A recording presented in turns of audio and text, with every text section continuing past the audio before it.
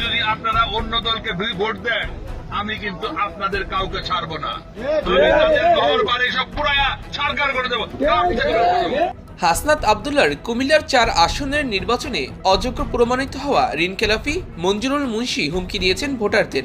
যদি বিএনপি ক্ষমতায় যায় আর কি অন্য কোনো প্রার্থীকে ভোট দেয়, তাহলে তিনি কাউকে ছাড় দিবেন না, বাড়িঘর সব জ্বালিয়ে দিবেন। অপমানের প্রতিশোধ তিনি এভাবেই নেবেন। তিনি ভোটারদের সরাসরি হুমকি দিয়েছেন এবং শুধুমাত্র ট্রাক মার্কায় ভোট দিতে বলেছেন, যাদেরকে বিএনপি এবার সমর্থন দিচ্ছে হাসনাত আব্দুল্লাহর বিরুদ্ধে।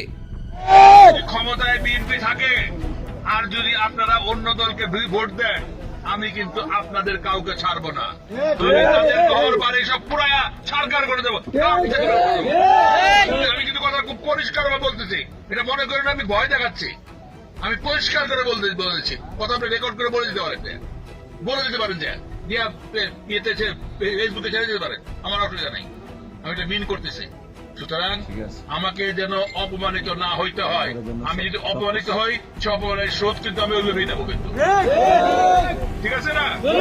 আপনাকে আমার অপমানিত হয়ে দেবেন, তাহলে সবাই কিন্তু 12ই ফেব্রুয়ারি তারিখে ট্রাক মার্কায় ভোট দিয়া জয়যুক্ত করবেন। মঞ্জুর হাসান মুন্সিকে অপরাধ থেকে রক্ষা করবেন, তারেক রহমানকে সরকার গঠনের সহায়তা করবেন, গুণাগার পাঠিয়ে সহায়তা করবেন। বিসমিল্লাহির রহমানির রহিম।